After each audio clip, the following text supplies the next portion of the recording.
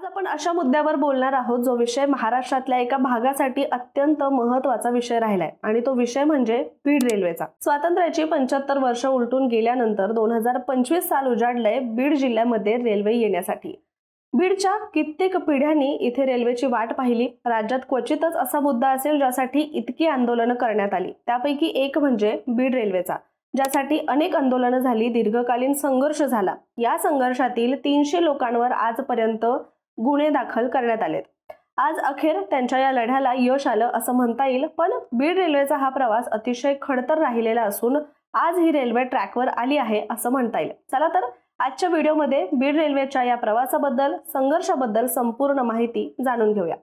नमस्कार, मी रामेश्वरी आणि तुम्ही पाहताय कट टू कट। सुरुवात करण्याआधी अनेकांना असं वाटेल की रेल्वेचाच तर मुद्दा आहे, इतका काय महत्त्वाचा असू शकतो। पण गेली 75 वर्ष बीडकर रेल्वेच्या प्रतीक्षेत आहेत। जिथे अख्ख्या महाराष्ट्रात रेल्वेचं जाळं पसरलेलं असताना बीड जिल्हा मात्र मागील अनेक वर्ष या गोष्टीपासून वंचित राहिलाय। बीड जिल्ह्यातल्या अनेक पिढ्या आजही रेल्वेत बसलेल्या नाहीयेत आणि त्यामुळे अनेकांना याबद्दल प्रचंड कुतूहल आहे। मात्र आता अखेर त्यांच्या या प्रतीक्षेला पूर्ण विराम मिळालाय असं म्हणता येईल। मराठवाडा मुक्ती संग्राम दिन दरवर्षी साजरा केला जातो, मात्र यंदाचा हा दिवस बीड जिल्ह्यासाठी खास राहणार आहे। कारण 17 सप्टेंबर 2025 रोजी अहिल्यानगर बीड परळी या रेल्वे मार्गाचं उद्घाटन केलं जाणार आहे आणि हा दिवस बीडकरांसाठी ऐतिहासिक क्षण आहे असं म्हणणं वावगं ठरणार नाही।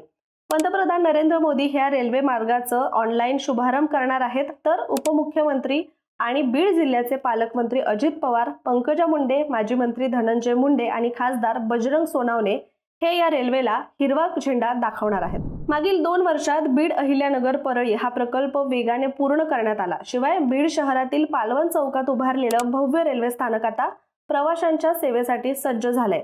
बीड ते अहिल्यानगर या मार्गावर एकूण 16 रेल्वे स्थानक असणार आहे आणि ही रेल्वे कुठे कुठे थांबणार आहे तर बघूया।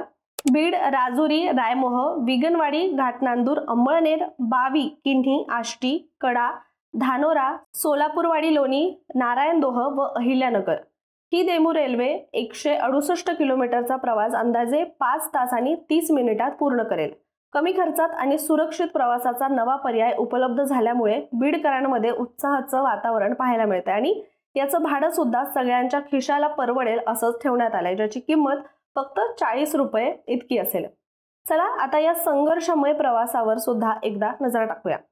तर सगळ्यात आधी बीड रेल्वेची मागणी कोणी केली आणि कधी केली याबद्दल सुद्धा जाणून घेऊया। तर या रेल्वेची पहिली मागणी बीडचे खासदार गंगाधर आप्पा बुरांडे यांनी केली होती। स्वर्गीय गोपीनाथ मुंडे यांच्या काळात त्यांनी बीडला रेल्वे येण्यासाठी मोठे प्रयत्न केले, मात्र मुंडे हयात असताना या प्रकल्पाला यश आलंच नाही। कालांतराने मुंडे यांचा दुर्दैवी मृत्यू झाला आणि हा प्रश्न पुन्हा लांबणीवर पडला। हा प्रलंबित प्रश्न सोडवण्यासाठी यासाठी वारंवार आंदोलनं सुद्धा होत गेलेली आपण पाहिलेलं आहे। बीड जिल्ह्याची एक वेगळी ओळख म्हणजे हा मागास, दुष्काळी आणि साखर कारखानदारीला ऊसतोड मजूर पुरवणारा जिल्हा म्हणून सुद्धा ओळखला जातो। या जिल्ह्यासाठी अहिल्यानगर बीड परळी हा रेल्वे मार्ग कायमच महत्त्वाचा विकास प्रकल्प राहिलाय।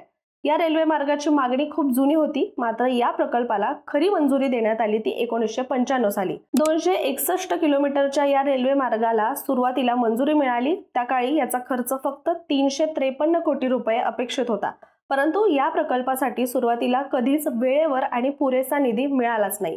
त्यानंतर दशकानुदशके फक्त आश्वासनं मिळत राहिली, पण प्रत्यक्षात काम सुरू होण्यास अनेक वर्ष लागली आणि यामुळे या प्रकल्पाचा खर्च हा 353 कोटीवरून 5000 कोटीपर्यंत येऊन पोहोचला। मात्र या दरम्यान बीडमध्ये अनेक आंदोलनं पेटली। आंदोलक चक्क आकाशवाणीच्या टॉवरवर चढून गेले, तर कधी BSNLच्या टॉवरवर चढून शोले स्टाईलने सुद्धा आंदोलन केलेलं आहे। दरवर्षी फेब्रुवारी महिना आला की बीड रेल्वेसाठी किती बजेट मिळालं याकडे सगळ्यांचं लक्ष असायचं, मात्र नेहमीप्रमाणे 5 आणि 10 कोटी रुपये देऊन तोंडाला पानं पुसली जायची। बीड रेल्वेसाठी बीडकरांनी अनेक पक्षांच्या नेत्यांच्या कार्यालयाची उंबरं झिजवली आहेत। अनेक रेल्वे मंत्र्यांना निवेदनं दिली। एकदा नांदेडमध्ये लालू प्रसाद यादव यांना रेल्वेची मागणी सांगण्यात आली, तेव्हा त्यांनी आपल्या स्टाईलमध्ये जैसे रेल भागती है वैसे बीड की रेल भागेगी असं सांगून वेळ मारून नेली, पण नेहमीप्रमाणे पदरी निराशाच पडली। हा मुद्दा नंतर अनेकांच्या चेष्टेचा विषय सुद्धा ठरला, कारण इथे रेल्वेचं काम सुरू होण्याआधीच भूमिपूजनाचे सोहळे झाले, मोठमोठ्या घोषणाबाजी करण्यात आल्या। तत्कालीन मंत्री सुरेश कलमाडी, CK जाफर शरीफ यांसारखे मंत्री आले, फीत कापली गेली पण प्रत्यक्ष काम काही झालंच नाही। केंद्र सरकारकडून परळी बीड नगर रेल्वे मार्गाला निधी देण्यास सुद्धा टाळाटाळ होत राहिली। या प्रकल्पासाठी सातत्याने आवाज उठवणारे, आंदोलन करणारे आणि दिल्ली मुंबईच्या दारात जाऊन मागणी करणारे नेते म्हणजे गोपीनाथ मुंडे होते। मुंडेंना रेल्वे हा फक्त प्रकल्प वाटत नव्हता, तर बीडच्या विकासाचं दार वाटत होतं। शेतकरी, ऊसतोड मजूर, विद्यार्थी, व्यापारी सगळ्यांच्याच सोयीसाठी हा रेल्वे मार्ग किती आवश्यक आहे हे ते नेहमी सांगत होते। अनेकदा ते स्वतः शिष्टमंडळ घेऊन रेल्वे मंत्र्यांना भेटले, निवेदनं दिली।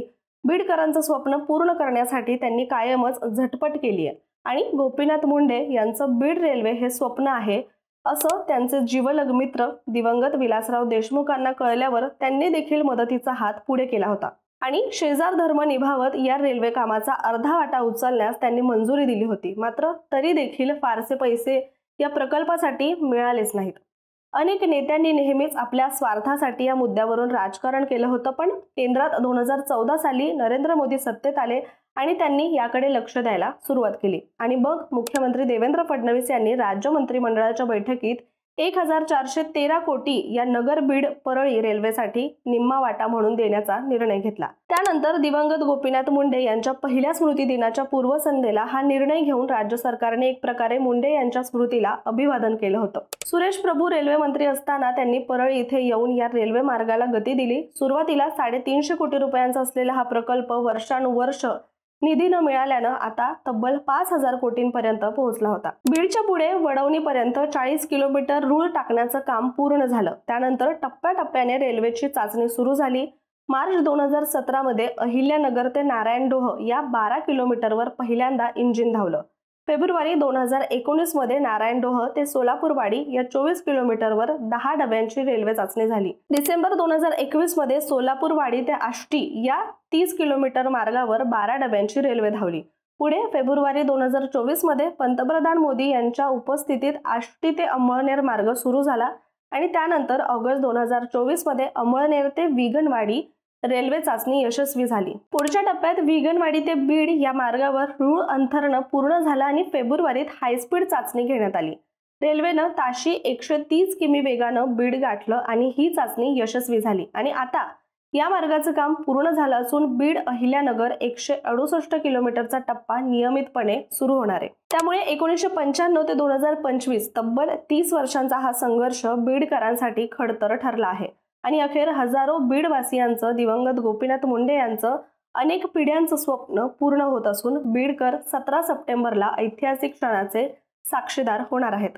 याबद्दल तुम्हाला काय वाटतं आम्हाला कमेंट करून नक्की सांगा आणि अशाच व्हिडिओसाठी कट टू कटला सबस्क्राइब करा।